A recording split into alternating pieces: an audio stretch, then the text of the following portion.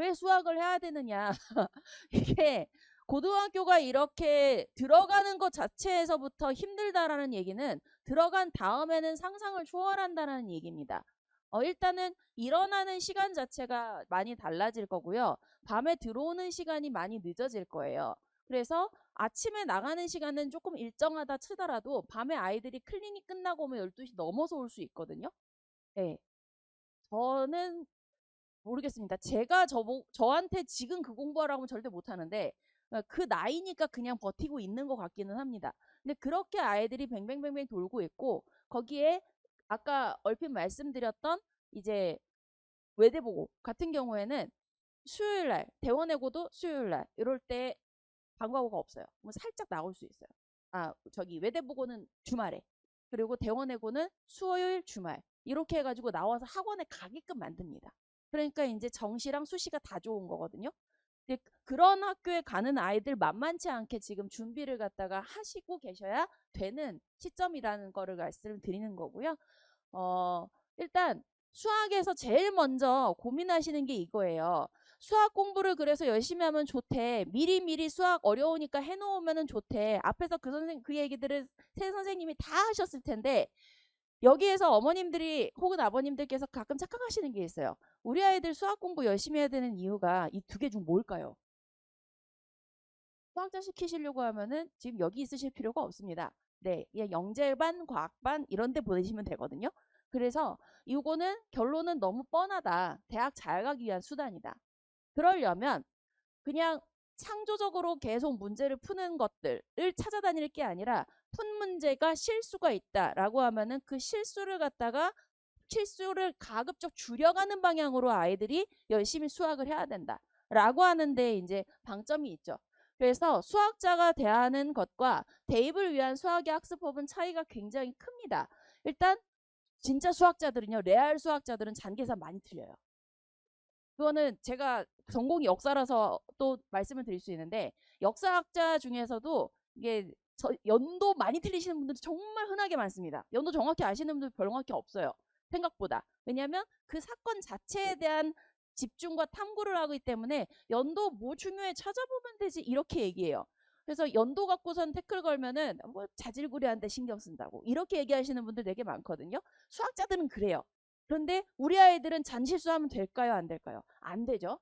자, 그 다음에 수의 의미에 대해서 탐구하면서 열린 결론을 갖다가 내는 게 수학자가 하는 일입니다. 과학고 영재고에 가는 수학이 그런 수학이에요.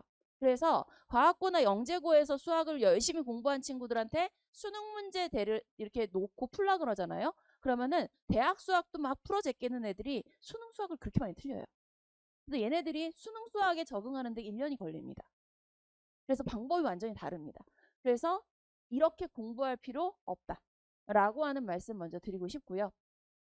수학에서 이제 수학 교육에서 쓰는 용어라고 하더라고요. 드릴이라는 스킬이라는 표현들 갖다가 쓰는데 그냥 가볍게 보시면 될 것 같아요. 문제 해결력이나 요양 파악 능력, 그리고 빠르게 풀 수 있는 풀이법 실전 개념에 대한 기술들 이렇게 해서 얘기를 하는데 인강에서 이제 굉장히 큰 인터넷 강의를 하는 회사가 하나 있죠. M사. 거기에 제일 유명하신 수학 선생님이 H 선생님. 그 선생님의 이제 제일 그 교재 이름이 드릴 연습이에요.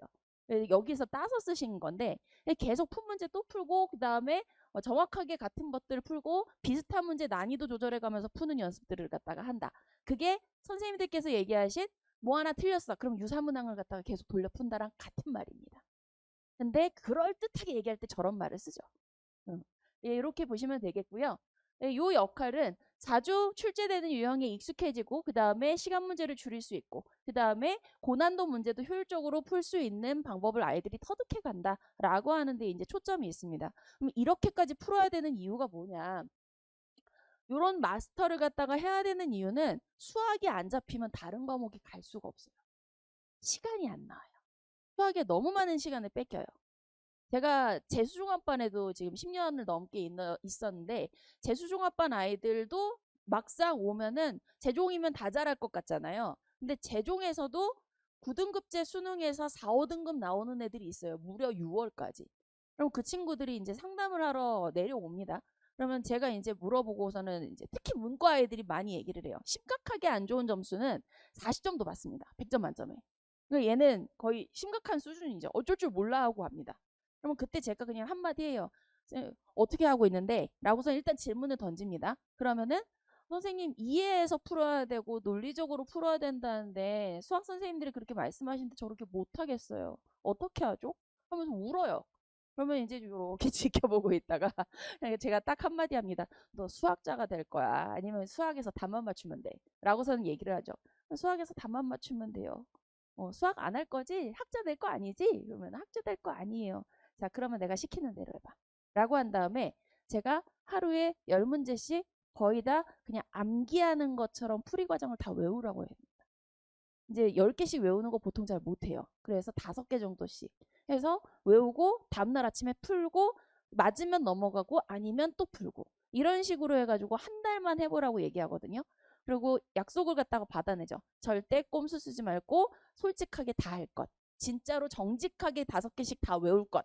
그러면은 5개씩 네가 매일매일 외우면 머릿속에 150개의 샘플이 들어가 있을 거야. 그리고 한 달 뒤에 모의고사 점수를 한번 보자.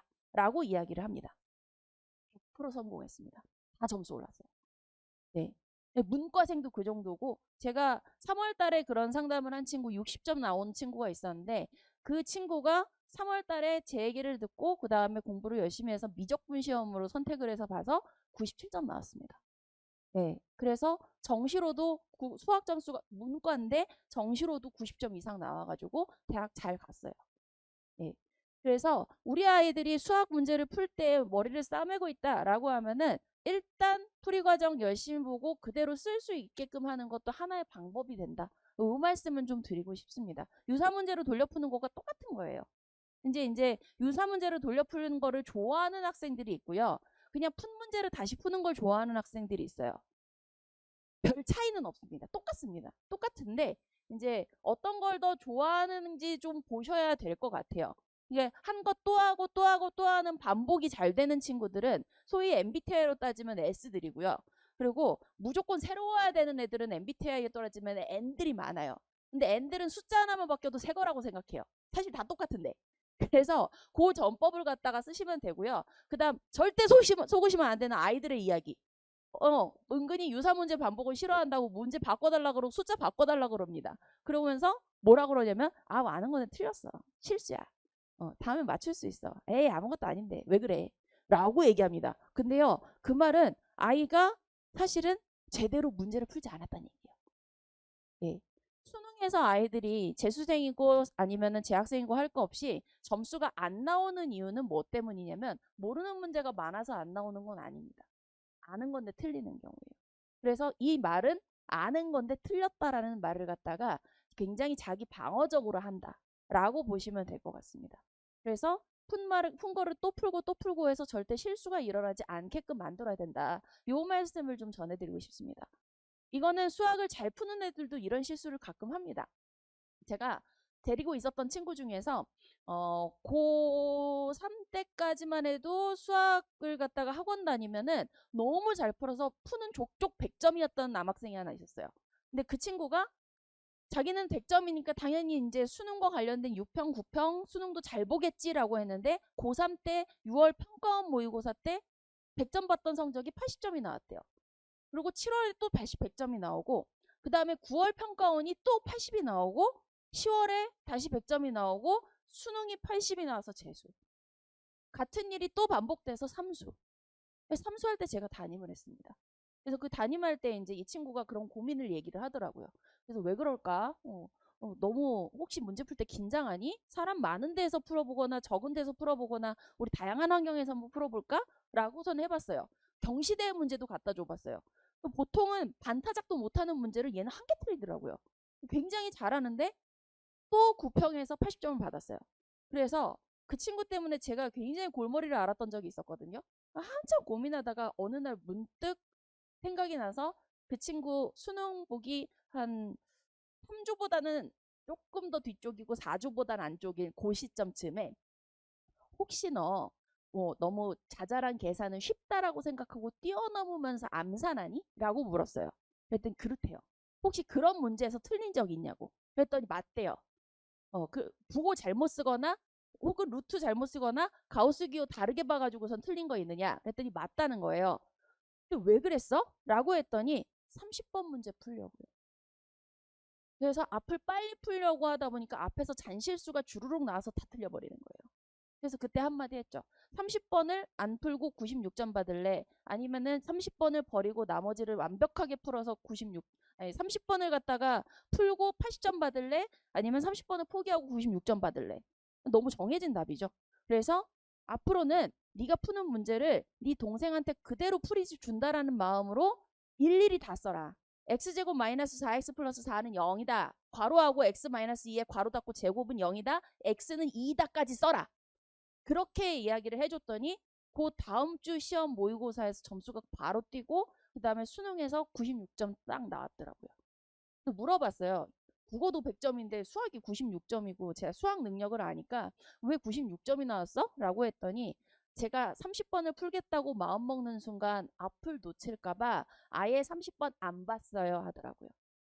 그리고 3수 만에 인서울대 3장을 다 붙었습니다. 네. 그래서 아이들이 이렇게 이야기한다라고 하는 거 좀 의심하셔야 됩니다. 제대로 된 복습을 안 하고 있을 수 있습니다. 그래서 요거 다 말씀을 드렸고요. 이게 유사한 문항인데 저희 수학 선생님들 굉장히 많으신 분들 중에 오늘 3분이 서셨는데요. 그 중에서 제가 이제 요걸 보고서는 이제 이재업 선생님이라는 선생님이 계신데 하이퍼반 선생님이 계신데 그분의 이제 슬라이드를 조금 얻었어요.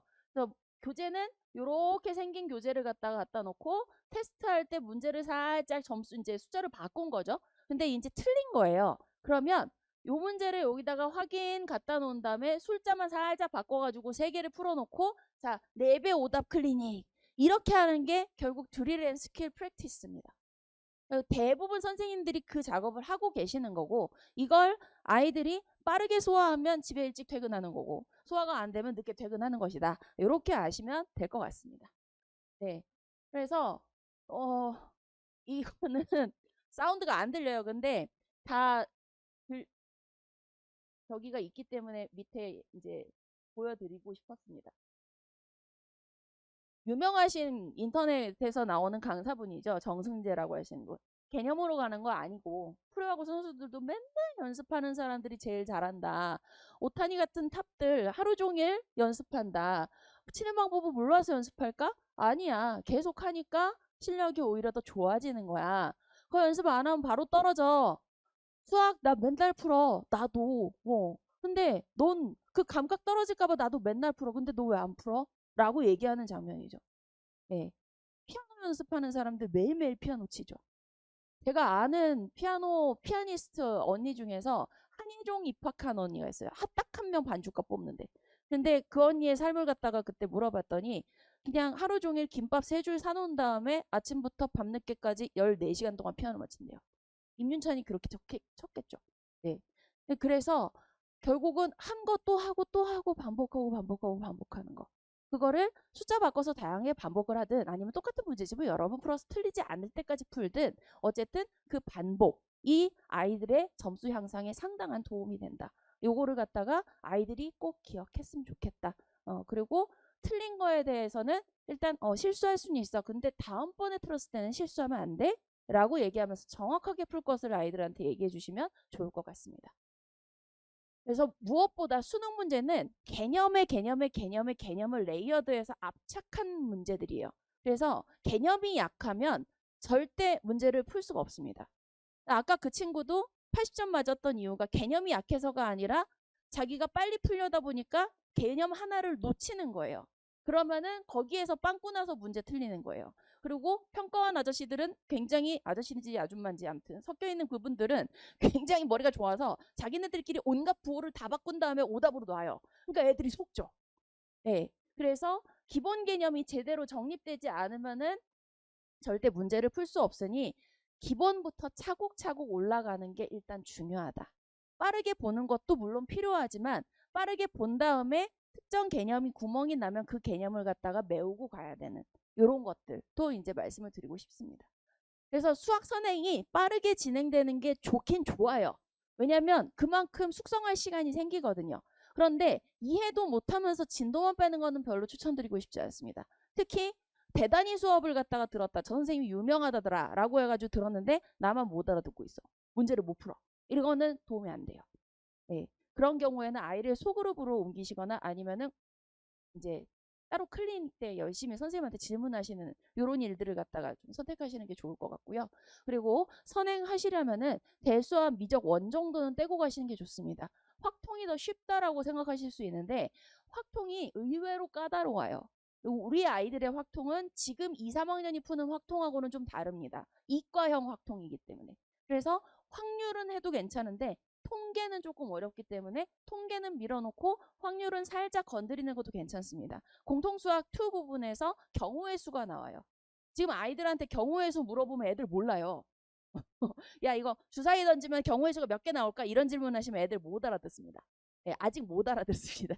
이런 것들이 있고요. 확률 통계 말씀드렸고 지금 당장이라도 시골 시작하고 당장 점수가 좋지 않더라도 한 걸음 한 걸음 조금씩 상승 곡선을 타고 올라가는 게 훨씬 더 좋다라는 말씀을 드리고 싶습니다. 극단적인 케이스 하나를 들었어요. 외고 학생이었고 그다고 1학년 때 공부를 어떻게 해야 되는지 몰라가지고 많이 헤매서 9등급제하에서 7등급이 나왔대요. 내신이. 그런데 애가 이제 각성을 하고 2학년 때 공부를 열심히 한 거예요. 그래서 3등급이 나오고 3학년 때 더 열심히 해서 1등급이 나왔대요. 서울대 원서를 넣었습니다. 어떻게 되었을까요? 어떻습니까? 네, 그래서 지금 당장 점수가 좋지 않아도 너무 긴장하시거나 좀 더 빨리 시킬 걸 이렇게 생각하지는 않으셔도 괜찮다. 요 말씀은 이제 드릴 수 있을 것 같습니다. 또 참고로 5월 되면은 선택 과목을 골라요. 이거는 제가 안 넣어드린 건데요. 1학년 때는 공통수학 1, 2 이렇게 놓고 2학년 때 야 이런 과목들이 있는데 너네 뭐 들을 거야? 라고 하는 질문을 내년 요맘때보다 조금 빨리 조사를 합니다. 예, 그리고 7월 말에 다시 조사하고 그 다음에 9월 초에 다시 조사한 다음에 이제는 못 바꿔라고 막아버려요. 예. 이렇게 막아버리는 이유가 있습니다. 교과서를 갖다 인쇄하는 업체가 한 개라서 서울시 교육청에서 관할하는 초중고 교과서를 다 한 개 인쇄업체에서 인쇄를 해버리거든요. 그러니까 석 달이 걸려요. 거민정협회에서 인쇄를 하기 때문에. 그래서 9월 달에 초중고의 모든 교육과정을 다 받아서 교과서를 인쇄를 하는데 제가 이거를 표를 들고 온 이유가 있습니다. 지금 예를 들면 경희대를 갔다가 간다. 경희대가 지금 가장 디테일하게 어떤 과목을 들으면 이득이고 아니고를 줬는데요. 여기에서 대수, 미적, 확률, 통계, 그다음 미적 2까지는 그래도 들었으면 좋겠어. 의대라서 미적 2까지. 그리고 공대 쪽은 기하까지. 요거를 하고 있는데 예를 들어 휘문고등학교에 우리 아이가 갔다라고 하면 2학년 때 대수, 미적부는 기본으로 학교가 깔아줘요. 그런데 확률 통계 물화생지 중에 택사, 기하 나머지 중에 역시 택사 이렇게 해서 골라야 됩니다. 근데 여기에서 확률 통계 버릴 수 없죠. 수능 과목이니까 기하 아이가 공대 갈지 어디 갈지 모르니까 들어야겠죠. 그럼 어떻게 되냐면 수학이 8단위가 됩니다. 수학이 8단위가 됩니다. 그래서 수학 배분이 2학년 때 굉장히 커지면서 아이들이 부담을 크게 느끼게 될 겁니다. 그래서 그거를 좀 방어하려면 미리미리 수학은 해놓으시는 게 좋다라는 말씀을 드리고 싶었고요. 그 다음 미적분 2도 여기에 있어요. 그러니까 3학년 2학기도 버릴 수가 없는 거예요. 그래서 이렇게 해서 쭉 깔아놓고 택사 이런 학교들이 있습니다. 예. 이거는 이번 설명에는 제가 고등학교 선택 과목 설명회가 아니기 때문에 이제 더 자세하게는 가지 않고요. 이렇게 선택을 미리미리 시키고 그 해에 당도하면은 아이들이 부담을 해야 되는 수학의 단위수가 꽤 크기 때문에 미리 시작해서 한 바퀴 돌려놓는 것이 도움이 된다. 실제 이런 이제 이런 식의 교육 과정이 만들어진다라는 말씀을 좀 드리고 싶어서 보여드렸습니다.